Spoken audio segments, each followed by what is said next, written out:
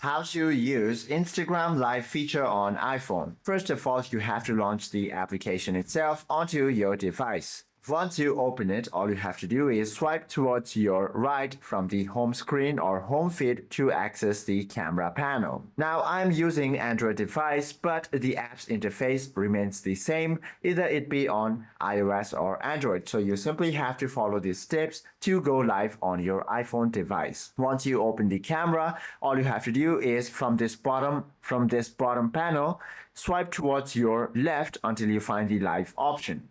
Now from this everyone option, make sure to choose everyone, or you can also choose to practice it before going live as well.